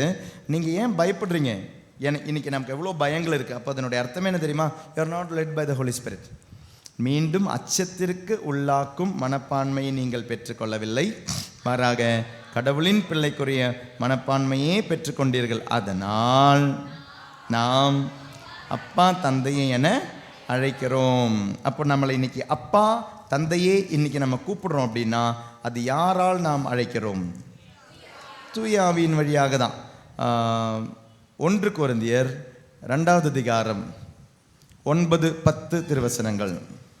ஆனால் மறைநூலில் எழுதியுள்ளவாறு தம்மிடம் அன்பு கொள்கிறவர்களுக்கு என்று கடவுள் ஏற்பாடு செய்தவை கண்ணுக்கு புலப்படவில்லை, செவிக்கு எட்டவில்லை, மனித உள்ளமும் அதை அறியவில்லை. இதை கடவுள் தூய ஆவியானவரின் வழியாக நமக்கு வெளிப்படுத்தினார். தூய ஆவியாரே அனைத்தையும் துருவி ஆகிறார், கடவுளின் ஆழ்ந்த எண்ணங்களையும் அறிகிறார். பாத்தீங்களா? அப்போ எவ்வளவு அழகா அவர் சொல்றாரு பாருங்க. மனித உள்ளமும் அதை அறியவில்லை, இதை கடவுள் தூய ஆவியாரின் வழியாக நமக்கு வெளிப்படுத்தினார். தூய ஆவியாரே அனைத்தையும் துருவி ஆய்கிறார், கடவுளின் ஆழ்ந்த எண்ணங்களையும் அறிகிறார். மனிதரின் உள்ளத்தில் இருப்பதை அவர் உள்ளில் இருக்கும் மனமே அன்றி வேறு எவரும் அறிய முடியாது அன்றோ? அவ்வாறே கடவுள் உள்ளத்தில் இருப்பதை அவர் தம் ஆவி அன்றி வேறு எவரும் அறியார். அப்போ நீங்க கேட்குற ஒரு கேள்வி இருக்குல்ல, ஃபாதர் இது கடவுளின் விருப்பமா இல்லையான்னு எப்படி தெரியும் ஃபாதர்? நேற்று கூட என்கிட்ட ஒரு பையன் கேட்டான். எனக்கு அந்த பாம்பேல தான் ரெட்ரீட் முடிஞ்ச பொழுது அவன் கேட்டான். அவனுக்கு நான் இந்த வசனம் தான் கொடுத்தேன். Do you want to connect with God? கனெக்ஷனுடைய பாண்டிங் தூய ஆவியானவர் தான். அவரிலே செயல்படும் தூய ஆவியானவர் உன்னிலே செயல்பட ஆரம்பித்தால் you know the will of God. இந்த பையனை கல்யாணம் பண்ணணுமா, இந்த பொண்ணை கல்யாணம் பண்ணணுமா, இந்த வேலைக்கு போகணுமா, இந்த டிகிரி எடுக்கணுமா, இந்த படிப்புக்கு போகணுமா, இந்த டிபார்ட்மெண்ட் இருக்கணுமா, இந்த இடத்துல டியூஷனுக்கு போகணுமா, இந்த பஸ்ஸை பிடிக்கணுமா, இந்த ட்ரெயினை எடுக்கணுமா. அப்போ எல்லா விதத்துலையும் பாருங்க, சின்ன சின்ன சின்ன விஷயங்களை கூட இறைவன் என்ன விரும்புகிறாரோ அதை உன்னிலே செய்ய முடியும். அப்போ Jesus Christ Son of God ஆக காரணம் இப்போ யார் நிற்போம்? ஜீசஸ் கிரைஸ்ட் 33 வருஷம் அப்பாவுடைய விருப்பப்படி வாழ காரணம் யாரு? அப்போ அந்த கனெக்டிங் பாண்ட், அந்த தூய ஆவியானவர், தந்தையிலே செயல்பட்ட தூய ஆவியானவர் இயேசுவிலும் செயல்பட்டதால் இயேசு பேசுகிற பேச்சிலும் கரெக்டாக இருந்தார், அவருடைய நடத்தையில் கரெக்டாக இருந்தார். யார்கிட்ட எப்படி பேசணும், எப்படி பேசக்கூடாது, யாரை பார்க்கணும், எப்போ நழுவணும், எப்போ மாற்றணும். இயேசு கிறிஸ்து கெத்சமன் தோட்டத்தில் அவர் தன்னையே கையளிக்கவில்லை என்றால் அன்னைக்கு மாட்டியிருக்க மாட்டார். ஏன்னா அதுக்கு முன்னால் எத்தனையோ தடவை பைபிள் சொல்லும் அவர் நழுவினார். ஒரு இடத்துல வந்து அவர் வந்து அந்த 6வது அதிகாரம்லையா யோவானில் இயேசு கிறிஸ்து அப்பத்தை அவ்வளோ 5 அப்பத்தை 5000 பேருக்கு மேலே கொடுத்து வரும்பொழுது அவங்க உண்மையாகவே இவன் தான் கரெக்டான ஆள் அப்படின்னு சொல்லிட்டு ஒரு மேலே கொண்டு போவாங்க அவரை ராஜாவாக்குறதுக்கு. அவர் அங்கேருந்து அவர்கள்கிட்ட இருந்து நழுவி விட்டார்னு பைபிள் சொல்லும். அப்போ எங்கே மாட்டணும், எங்கே நழுவணும், வழி நடத்தியது தூய ஆவியானவர். என்ன பேசணும், என்ன பேசக்கூடாது. பிலாத்துக்கிட்ட சில இடங்களெல்லாம் அமைதியாக இருந்தார் மனுஷன், சில இடங்களெல்லாம் இயேசு வாயவே மூடலை, பேசிக்கிட்டே இருந்தார். வழி நடத்தியது தூய ஆவியானவர். அதனால் தந்தையின் விருப்பம் எப்படி என்னன்றது உங்களால் ஈஸியாக புரிஞ்சிக்க முடியணும்னா தந்தையில் செயல்படும் தூய ஆவியானவர் உங்களிலும் செயல்பட்டால் உங்கள் பையனுக்கு இது நல்லது, உங்கள் பொண்ணுக்கு இது நல்லது, உங்கள் குடும்பத்துக்கு இது நல்லது என்றது ஈஸியாக உங்களால் புரிஞ்சிக்க முடியும். Praise the Lord. Alleluia, alleluia. ஒரு முறை ஒருத்தர் ஒரு ரெட்ரீட்டுக்காக பெங்களூர் போன பொழுது அப்போ அவர் தான் வந்து பிக்கப் பண்ணார். காரில் பிக்கப் பண்ணிட்டு அந்த ரெட்ரீட் சென்டர் கொண்டு போகும்பொழுது அந்த காரே ரொம்ப அழகாக இருந்தது. குட்டி கார் தான், மாருதி கார் தான். ஆனால் அந்த காரில் வந்து அந்த விண்டோஸ் இருக்கு இல்லையா, விண்டோவில் ஸ்க்ரீன் எல்லாம் போடக்கூடாது, சன் ஸ்க்ரீன் எல்லாம் போடக்கூடாது. ஆனால் இப்போ வந்து அவர் என்ன போட்டிருக்காரு தெரியுமா, அந்த ஸ்க்ரீனெல்லாம் போடல, சன் கார்டெல்லாம் அந்த ஸ்க்ரீன் கார்டெல்லாம் போடலை. ஆனால் அவர் அதில் வந்து அழகாக அந்த கண்ணாடி மூடிடுச்சுன்னா மேலே அழகாக ஒரு விஷயம் தெரியும். என்ன தெரியுமா, 10 கமாண்ட்மெண்ட்ஸ் எழுதி வச்சிருக்கிறார். 10 கமாண்ட்மெண்ட்ஸில் ஒவ்வொரு கண்ணாடியிலையும் ஒவ்வொரு கமாண்ட்மெண்ட் எழுதி வச்சிருக்கிறார். ஹஸ்பண்ட், ஒய்ஃபு, 2 குட்டீஸுங்க நான் நினைக்கிறேன் 3rd or 4th நம்ம படிக்கிற அந்த பையன், அதை விட சின்னது ஒன்று இருக்குது. அவர் என்ன தெரியுமா சொல்கிறார், ஃபாதர் என்னுடைய காரில் எப்பவுமே நாங்கள் 4 பேரும் ட்ராவல் பண்ணும்பொழுது என்னுடைய பிள்ளைகளுக்கு ரொம்ப ஈஸியாக அதை படிச்சுக்கலாம், மனப்பாடம் பண்ணிக்கலாம், அது வாழலாம் அவங்களுக்கு. அந்த ஒரு காரில் பாருங்கள், இந்த ஒரு ஞானம் எங்கேருந்து வந்தது. நான் சொன்ன முன்னால் சொன்ன ஒரு அம்மா மகள் மிஸ்கேரேஜ் ஆகும்போது சேர்ந்து அழலை, அந்த அழுகையை சிலுவையோட சேர்த்து வைன்னு சொல்கிறாங்க. ஞானம் எங்கிருந்து வந்து இந்த ஞானம்? அப்போ தூய ஆவியானவர், அந்த ஆண்டவரில் செயல்படும் தூய ஆவியானவர் அந்த தாயிலும் செய்யப்பட்ட பொழுது அந்த தாய் வந்து மகள் டிப்ரெஷனுக்கு போகும்போது, ஐயோ உன்னை ஹாஸ்பிட்டல் கொண்டு போகணுமா, உன்னை மருந்து மாத்திரை சென்று கொண்டு போகணுமா, ஐயோ சைக்காலஜிஸ்ட் கொண்டு போகணுமா, ஐயோ இது கவுன்சிலிங் கொண்டு போகணுமா, எதுவுமே கேட்கல. உன்னுடைய மகளுக்கு என்ன தேவை, உன்னுடைய மகனுக்கு என்ன தேவை. அப்போ இந்த மனுஷன் காரில் எழுதி நான் போகும்பொழுது நாங்கள் பேசிக்கிட்டே போகும்பொழுது இவர் ஒரு அழகான ஒரு விஷயம் எனக்கு சொன்னார், ரொம்ப பிடிச்சிருந்தது. அழகான நல்ல ஒரு மறைக்கல்வி அவர் சொன்னார். அந்த மறைக்கல்வி உங்களுக்கும், சப்போஸ் ஒரு எக்ஸாம்பிள் நான் சொல்கிறேன், எக்ஸாம்பிள் சொன்னால் உங்களுக்கு ஈஸியாக புரியும். ஒரு பையன் இப்போ ரீசெண்டாக தியானத்துக்கு வந்துட்டு போன ஒரு பையன், தியானத்துக்கு வந்துட்டு போன பிறகு அவனுக்கு வந்து வேலை கிடச்சிது. 1.5 வருஷம் கிட்ட வேலை இல்லாமல் இருந்தான். தியானத்தை எல்லாம் ஒரு 4 நாள் தியானத்துக்கு வந்துட்டு போனான். ஏன்னா எப்பவுமே சொல்லுவாங்க வேலை இல்லைன்னு சொன்னேன், வா ஒரு நாள் தியானத்துக்கு வந்துட்டு போயேன் அப்படின்னு சொல்லி 4 நாள் உள்ளிருப்பு தியானத்துக்கு வந்துட்டு போனாங்க. தியானம் எல்லாம் முடிஞ்சு வித்தின் 1 week or 2 weeks அவனுக்கு வேலை கிடச்சிச்சு. 1.5 வருஷமாக கிடைக்காது இருந்த வேலை கிடச்சிருச்சு அவனுக்கு. ஆஃபர் கொடுத்தாங்க, காலேஜ் முடிஞ்ச பொழுது கேம்பஸ் இன்டர்வியூ எல்லாம் கொடுத்து ஆஃபர் கொடுத்த வேலை, ஆனால் கிடைக்காம இருந்து 1.5 வருஷத்துக்கு பிறகு தியானம் முடிஞ்சு நல்ல அழகான பாவ சங்கீதனை செஞ்ச பிறகு டெய்லியும் பூசைக்கு போக ஆரம்பித்தான்.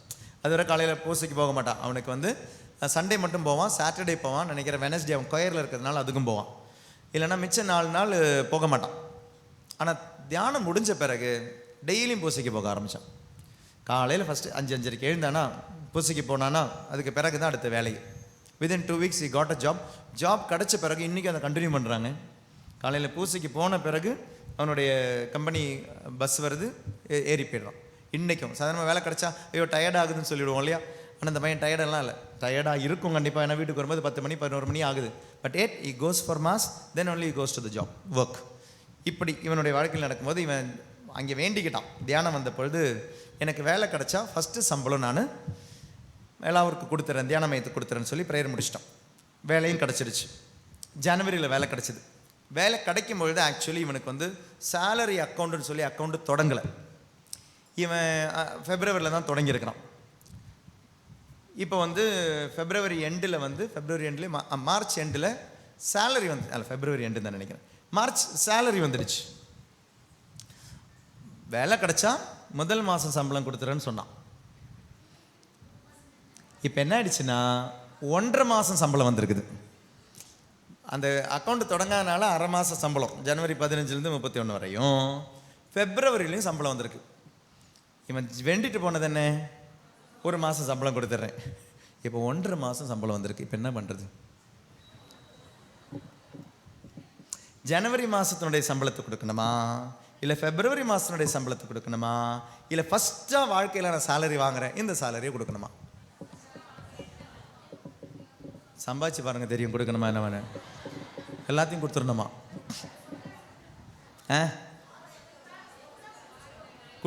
கொடுத்தா திரும்பி வரும், அதனால கொடுக்குறோம், வரலன்னா கொடுக்க மாட்டோம்.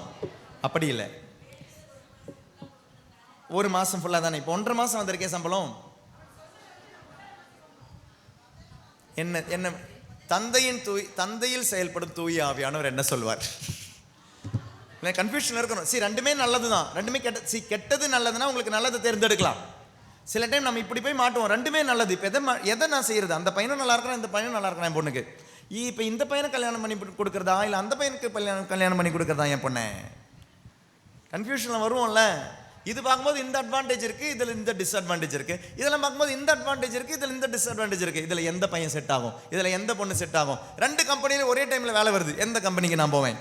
இதெல்லாம் பிரச்சனை. 2 நன்மைகள் வரும்பொழுது தேர்ந்தெடுக்க கஷ்டமாக இருக்கும். ஒரு தீமை ஒரு நன்மைனா பரவாயில்ல, 2மே நன்மைகள் ஆகும்போது என்ன பண்ணுறதுன்னு தெரியல. அப்போ இந்த மனுஷன் எனக்கு சொன்ன கொடுத்த அழகான கேட்டகிசம் அவங்களுக்கு சொல்லிக் கொடுக்குறேன். சொன்ன இந்த காரில் போயிட்டு இருக்கும்பொழுது, is a very young man, வயசானவரெலாம் கிடையாதுங்க. ஏன்னா அவருக்கு இருக்குது குட்டீஸுங்க தான், ரொம்ப ஒரு 35 வயசுக்கு மேலே இருக்க மாட்டார். இந்த மனுஷன் எனக்கு சொல்லிக் கொடுத்த கேட்டகிசம், ஃபாதர் பைபிள் என்ன தெரியுமா சொல்லுது ஃபாதர், எனக்கு இந்த பிரச்சனை வரும்போது நான் இப்படி தான் செய்வேன்னு சொல்லிட்டு அவர் சொன்னார். பைபிள் சொல்கிறது என்ன தெரியுமா? இடுக்கமான வழியை தேர்ந்தெடு. இடுக்கமான வழியை தேர்ந்தெடு. பாருங்க, நான் அப்படி தான் ஃபாலோ பண்ணுவேன். 2 நன்மைகள் வந்தால் எது நான் ஃபாலோ பண்ணணும்? இடுக்கமான வழியை தேர்ந்தெடு. பாருங்க, தந்தையில் செயல்படும் தூய ஆவியானவர் இந்த மனுஷனில் எப்படி செயல்படார் பாருங்க. 35 வயசு தான் இருக்கும் அவருக்கு. அவர் எனக்கு அழகான ஒரு கேட்டிசம் பண்ணி கொடுத்தாரு, ரொம்ப பிடிச்சிருந்தது அந்த வார்த்தை. இடுக்கமான வழியை தான் ஃபாதர் நான் தேர்ந்தெடுப்பேன். நான் என்னுடைய வாழ்க்கையில் நிறைய 2 விஷயங்கள் வருது, நான் இடுக்கமான வழியை தேர்ந்தெடுப்பேன். நான் சொன்ன இந்த பையனை தெரியுமா செஞ்சால் அவனுடைய 1.5 மாதம் சம்பளம், இதுவும் உனக்கு சம்மந்தம் கிடையாது, இவன் இந்த பிரசவம் கேட்டது கிடையாது. ஆனால் அவன் தேர்ந்தெடுத்தேன் தெரியுமா, இடுக்கமான வழியை தேர்ந்தெடுத்தான் அந்த பையன். அவன் 1.5 மாதம் சம்பளம் கொடுத்துட்டான். நியாயமாக பார்க்க போனால் 1 மாதம் சம்பளம் கொடுத்தா போதும், நியாயமாக பார்க்க போனால்.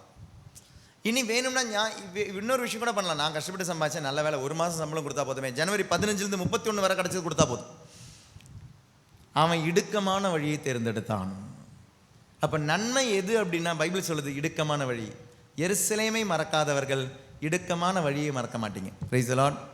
ஹல்லேலூயா, ஹல்லேலூயா. சத்தமா ஹல்லேலூயா, ஹல்லேலூயா. அப்ப தூய ஆவியானவரை பெரும் இடம் ஜெருசலேம் என்றால், ஜெருசலேம் என்பது இடுக்கமான வழி. ஆண்டவர் விரும்புவது இடுக்கமான வழி. அந்த இடுக்கமான துன்பத்தின் வழியிலே போகும் பொழுது எருசலேமை விட்டும் போக மாட்டீர்கள், உங்களுடைய வாழ்க்கையிலே தூய ஆவியானவர் பெறாமல் இருக்க மாட்டீர்கள். அப்ப தந்தையில் செயல்படும் தூய ஆவியானவர் உன்னிலும் செயல்பட அழகான வழி இடுக்கமான வழிதான். தந்தையில் செயல்படும் தூய ஆவியானவர் உன்னிலும் செயல்படும் பொழுது அதற்கு வழி இயேசு கிறிஸ்து. ஸோ தந்தையிடமிருந்து புறப்படுகிறார், இயேசு கிறிஸ்துவின் வழியாக மனிதரிடம் வந்து சேரும் தூய ஆவியானவர். So it is starting from God the Father through Jesus Christ, the passion, death and resurrection. We become children to receive the Holy Spirit, or we become worthy to receive Holy Spirit, or Jesus is making us worthy. தகுதி இல்லாதவர்களை இயேசு கிறிஸ்து மகன் மகள் என்ற நிலைக்கு தகுதியான பிறகு கொடுத்தது தாங்க தூய ஆவியானவர். அதனால தான் இப்போ வசனம் வாசிச்சோம், அப்பா தந்தையே என்று அவரை அழைப்பதற்கு. நமக்கு அந்த வல்லமையையும் அந்த உரிமையையும் அந்த சுதந்திரத்தையும் தந்தது இயேசுனுடைய பாடுகள், இயேசுனுடைய மரணம், இயேசுனுடைய உயிர்ப்பு. ஸோ தந்தையிடமிருந்து புறப்படுகிறார், இயேசு கிறிஸ்துவின் வழியாக தான் நாம் தூய ஆவியானவரை பெறுகிறோம். அதனால தான் யோவான் நற்செய்தி 14:15 நினைக்கிறேன், 14 யோவான் 14வது அதிகாரம் 15வது திருவசனம். நீங்கள் என் மீது அன்பு கொண்டிருந்தால் என் கட்டளைகளை கடைபிடிப்பீர்கள். உங்களோடு என்றும் இருக்கும்படி மற்றொரு துணையாளரை உங்களுக்கு தருமாறு நான் தந்தையிடம் கேட்பேன். தந்தை அவரை உங்களுக்கு அருள்வார். நான் தந்தையிடம் கேட்பேன், தந்தை உங்களுக்கு அருள்வார். என்ன அழகான வசனம் இல்லை? நான் தந்தையிடம் கேட்பேன். I will ask and he will give. அப்போ நாம் இன்று தூய ஆவியானவரை பெறுகிறோம் என்றால் யார் நமக்கு கேட்டு வாங்கி தர்றது? இயேசு கிறிஸ்து. எதன் வழியா கேட்டு வாங்கி தந்தாரு? எதன் வழியா கேட்டு வாங்கி தந்தார்? பாடுகள், மரணம், உயிர்ப்பு. அப்ப பாடுகள், மரணம், உயிர்ப்பு தியானம் இல்லாமல் தூய ஆவியானவருடைய வல்லமை அனுபவிக்க முடியாது. துன்பம் இல்லாமல் ஆசீர்வாதங்கள் கிடையாது. 1 கொரிந்தியர் 12வது அதிகாரம் 3வது திருவசனம். கடவுளின் ஆவியால் ஆட்கொள்ளப்பட்டு பேசும் எவரும் இயேசு சபிக்கப்பட்டவர் என சொல்ல மாட்டார். தூய ஆவியால் ஆட்கொள்ளப்பட்டவரே அன்றி வேறு எவரும் இயேசுவே ஆண்டவர் என சொல்ல முடியாது. இதை நீங்கள் தெரிந்து கொள்ள வேண்டும். புரிஞ்சுதா உங்களுக்கு? கடவுளின் ஆவியால் ஆட்கொள்ளப்பட்டு பேசும் எவரும் இயேசு சபிக்கப்பட்டவர் என சொல்ல மாட்டார். தூய ஆவியால் ஆட்கொள்ளப்பட்டவர் அன்றி வேறு எவரும் இயேசுவே ஆண்டவர் என சொல்ல முடியாது. இதை நீங்கள் தெரிந்து கொள்ள வேண்டும். இப்போ கவனிங்க, நான் இவ்வளோ நேரம் பேசிக்கிட்டு இருந்த ரிலேஷன்ஷிப் என்ன? 1, 2, 3. தந்தையிடமிருந்து புறப்படுகிறார், இயேசுவின் வழியாக கடந்து வருகிறார், நாம் பெற்றுக்கொள்கிறோம். இந்த ரிலேஷன்ஷிப் இது என்ன நடக்குது? Reciprocal relationship. தந்தையிடமிருந்து வருகிறது, இயேசுவின் வழியாக தூய ஆவியானவர் வந்து சேர்றார் நம்மகிட்ட. தூய ஆவியானவர் வரும்பொழுது இயேசுவிடமிருந்து பெறுவதால் நாம் எங்கு போய் சேர்கிறோம்? தந்தையை அப்பா, தந்தையே என்று அழைக்கும் ஒரு உரிமை கிடைக்குது. ஸோ இங்கிருந்து வருது, இங்கே திரும்பும் போது கனெக்ஷன் எங்கே? தூய ஆவியானவர் உன்னில் வரும் பொழுது நீ யாரை மகிமைப்படுத்துகிறாய்? இயேசுவை மகிமைப்படுத்துகிறார். இயேசுவின் மகிமைப்படுத்தி நீ எங்கே போய் சேர்ற? அப்பா தந்தையிடம் வந்து சேர்ற. So there is no way to reach the Father. There is no way to reach the Father only through Jesus Christ. Jesus Christ தர தூய ஆவியானவரால் தான் நாம் தந்தையிடம் மகனே மகளே என்ற உரிமைக்கு நம்ம போகிறோம். தந்தது இயேசு கிறிஸ்து, இன்று அதை நமக்கு உரிமையாக்கி தருவது தூய ஆவியானவர். ஸோ தெர் இஸ், அதனால தான் சொன்னார், நான் அல்லாமல் வேற வழியே இல்லைன்னார். நான் அல்லாமல் உனக்கு தந்தையிடம் இணைவதற்கு ஒரு வழியே கிடையாது. என்னைக்கு நீ பாவம் செஞ்சு அடிமையாக மாறினையோ அன்னையிலிருந்து இன்னைக்கு வர உனக்கு அப்பா கிட்ட போகிறதுக்கு ஒரே ஒரு வழி நான் தான். நான் தர துணையாளர் வழியாக தான் உனக்கு அப்பா கிட்ட போக முடியும். அந்த துணையாளர் தான் உன்னை என்ன பண்ணுறாரு? பாவம் கழுவி அடிமையை மகனா மகளா மாத்துறாரு. பேப்டிசம். திரும்பவும் பாவம் செய்யும் பொழுது confession. Praise the Lord. Hallelujah, hallelujah. அப்போ இயேசு கிறிஸ்து ஆண்டவர் என்று உங்கள் நான் வழியை அறிக்கையிட உங்களுக்கு யார் வேணும்? தூய ஆவியானவர் இருந்தால் உங்களுக்கு ஒரே ஒரு ஆராதனை தான் இருக்கும். உங்களுக்கு இருக்க போக ஆராதனை இயேசு, தந்தை, தூய ஆவியானவர். Price the Lord. அப்போ இங்கே கவனிங்களேன், எருசலேம் அப்படின்றது இயேசுனுடைய பாடுகள், இயேசுனுடைய மரணம், இயேசுனுடைய உயிர்ப்பு. இதன் வழியாக உனக்கு தூய ஆவியானவர் கிடைக்கும்.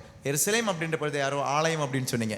அப்போ தூய ஆவியானவர் வரும் பொழுது இயேசுனுடைய பாடுகள் வழியா, இயேசுனுடைய மரணம் வழியா, இயேசுனுடைய உயிர்ப்பு வழியா நீ பெரும் தூய ஆவியானவர் உன்னை சரியான ஆராதனைக்கு கொண்டு போவார். அப்போ இயேசுனுடைய பாடுகள், இயேசுனுடைய மரணம், இயேசுனுடைய உயிர்ப்பு நடக்கிற ஆராதனையின் இடம் எந்த இடம்? அந்த ஆராதனை நடக்கிற இடம் எந்த இடம்? ஆலயம் இல்லைன்னா என்ன பண்ணுறீங்க? ஆப்பிரிக்காவில் நிறைய இடத்துல டேபிள் மட்டும்தான் இருக்குது. நம்மளுடைய உள்ளம் இருந்தால் மட்டும் போதுமா? அந்த உள்ளம் எங்கே வந்து அந்த ஆராதனை உரிமையாக நடத்துது? நடக்கிற இடம் எங்கே? திருப்பலி. இயேசுனுடைய பாடுகள், இயேசுனுடைய மரணம், இயேசுனுடைய உயிர்ப்பு, இதை நினைவுபடுத்துகிற ஆராதனை எந்த ஆராதனை? திருப்பலி என்னும் ஆராதனை. அப்போ திருப்பலியில் உண்மையாக முழுமையாக செயல்படுவது தூய ஆவியானவர். இதன் வழியாக உங்களை எங்கே கொண்டு போகிறாரு? அப்பா கிட்ட கொண்டு போகிறார். இதெல்லாம் முன்னால் உங்களுக்கு சொல்லியிருக்கிற டாக் இல்லையா? நிலைவாழ்வு பற்றி சொல்லியிருக்கிறேன். 5 தடவை நிலைவாழ்வு வருது பைபிள் இல்லை, திருப்பலியில் 5 தடவை நிலைவாழ்வு வருது. So through Holy Mass, Holy Spirit is taking you through Jesus Christ to God the Father. Through Jesus Christ, இயேசு கிறிஸ்துவின் பாடுகள் வழியா, மரணம் வழியா, உயிர்ப்பு வழியா அப்பா கிட்ட கொண்டு போகுது. அப்பா கிட்டேருந்து இயேசு கிறிஸ்து தூய ஆவியானவரை தராரு. தூய ஆவியானவர் இயேசு கிறிஸ்துவனுடைய இந்த பாஸ்கல் மிஸ்ட்ரியை தியானிக்கும் பொழுது அப்பா கிட்ட கொண்டு போறார். Praise the Lord. ஹல்லேலூயா. இந்த ரிலேஷன்ஷிப் இங்கே வரும்போது ரெசிப்ரோக்கல் ரிலேஷன்ஷிப். இப்போ நீங்கள் சொல்லுங்க, உன்னில் இருக்கும் தூய ஆவியானவர் இயேசுவே ஆண்டவர் என்று உன்னை சொல்ல வைக்கிறது. தூய ஆவியானவர் இல்லை என்றால் மட்டுமே இயேசு ஆண்டவர் இல்லை, இயேசு வல்லமை இல்லை, இயேசு சபிக்கப்பட்டவர்னு சொல்லுவீங்க. இப்போ சொல்லுங்க, தூய ஆவியானவருக்கு எதிரான பாவம் என்ன? மன்னிக்கப்படாத பாவம்.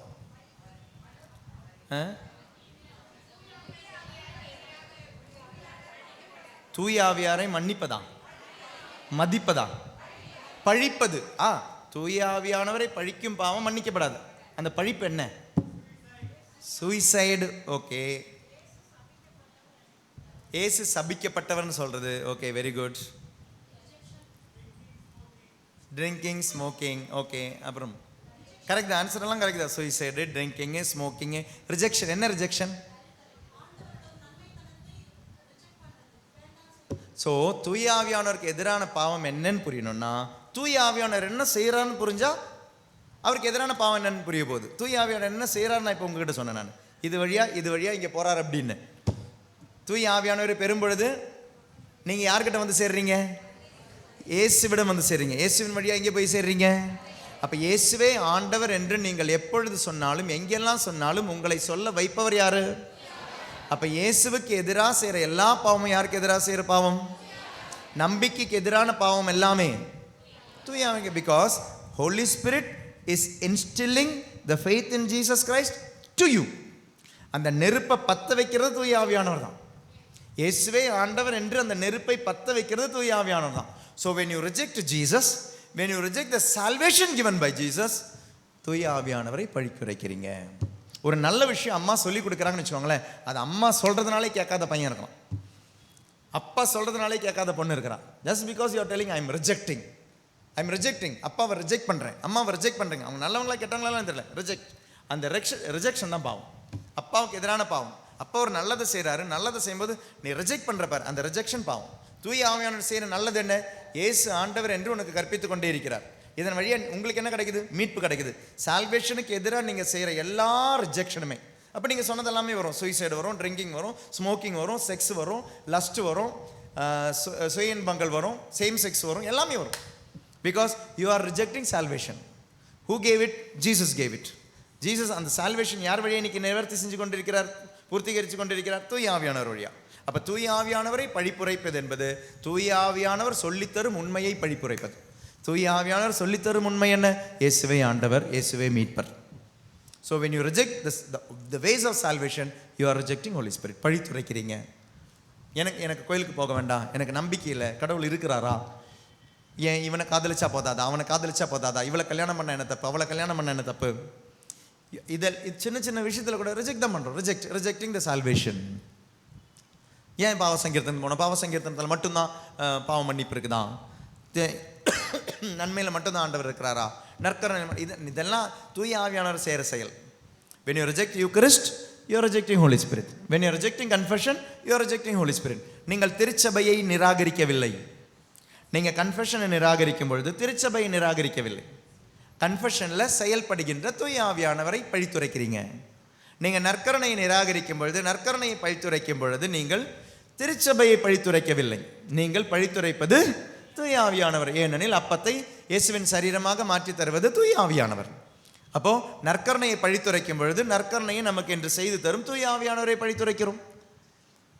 பைபிள் எல்லாம் ஆண்டவர் இதெல்லாம் நீங்கள் பைபிளை வந்து ரொம்ப கேவலமாக, நீங்கள் சாதாரண புக்கை விட ரொம்ப சில டைம் நம்ம கேவலமாக மதிக்கும் பொழுது நீங்கள் தூய ஆவியானவரை பழித்துரைக்கிறீர்கள். பிரைஸ் தி லார்ட், ஹல்லேலூயா. ஆனால் நீங்கள் பைபிளை நம்பும் பொழுது தூய ஆவியானவரை நம்புறீங்க. இதில் செயல்படுவது தூய ஆவியானவர். ரீசெண்டாக ஒரு அம்மா வந்து அவங்களுடைய பையனுக்காக வேலையில் இருக்கிற அந்த பையன், அந்த வேலை உறுதியாகணும்னா அவனுக்கு 100க்கு 80 மார்க்கினுடைய ஒரு எக்ஸாம் நடக்க போகுது. அவனுக்கு வேலை இருக்குது, ஆனால் அந்த வேலையில் கன்ஃபர்மேஷன் கிடைக்கணும்னா 100க்கு அவனுக்கு 80 மார்க் கிடைச்சாதான் கன்ஃபர்மேஷன் கிடைக்கும். அப்போ எப்பவுமே எல்லாரும் வரவங்க தெரியும். அதனால் இவங்க என்ன சொன்னாங்கன்னா, சரி நான் பையனுக்காக பைபிள் வசனம் எழுத போகிறேன் அப்படின்னாங்க. பைபிள் வசனம் எழுதின, ஏன்னா எழுதி ஆசீர்வாதங்கள் எழுதி ஹீலிங்ஸ் எல்லாம் கிடைச்சவங்களுடைய சாட்சியங்கள் கேட்டிருக்கிறாங்க. அப்போ இவங்களுக்கு இருக்கிறது 2 நாள். சப்போஸ் எக்ஸாம்பிள் வெள்ளிக்கிழமை அவனுக்கு வேலை எக்ஸாம் வச்சுக்கோங்க. வெள்ளிக்கிழமை காலையில் 10 மணிக்கு எக்ஸாம் அவனுக்கு. வியாழக்கிழமை இந்த அம்மாவுக்கு திடீர்னு ஒரு இன்ஸ்பிரேஷன் வருது. இன்ஸ்பிரேஷன் வரும்போது இவங்க 100க்கு 80 மார்க் வேணும் இல்லையா, அதனால் இவங்க முடிவு எடுக்கிறாங்க. நான் ஒரு பைபிள் வசனத்தை எடுத்துட்டு நான் 80 தடவை எழுத போகிறேன் அப்படின்னாங்க. நான் நம்புகிறேன் இது அவனுக்கு விடுதலை தரும், இது அவனுக்கு அந்த வேலையை உறுதி செய்யும், அவன் இந்த எக்ஸாமில் பாஸ் பண்ணுவான். 2 தடவை எழுதி ஃபெயில் ஆகிட்டான். 3ஆவது தடவை எழுத போகிறாங்க. இப்போ இந்த 3ஆவது தடவை எழுதும் பொழுது அவங்க அம்மாவுக்கு ஒரு இன்ஸ்பிரேஷன் பாருங்களேன். கடவுளில் செயல்படும் தூய ஆவியானவர் தாய்க்கு செயல்பட வச்சு, ஏன்னா இவன் டே அண்ட் நைட் இதுக்கு ப்ரிப்பேர் பண்ணிக்கிட்டே இருக்கணும். அப்போ அம்மா நினைக்கிறாங்க நான் அவனுக்காக வசனம் எழுத போகிறேன். எவ்வளோ தடவை எழுதி போகிறேன், 100க்கு 80 தடவை சொல்லின்னு எழுதுனாங்க. வியாழக்கிழமை எழுதினாங்க எழுதிக்கிட்டே இருக்கிறாங்க. சாயங்காலம் பையன் பார்த்தேன், என்னம்மா செய்கிறேன்?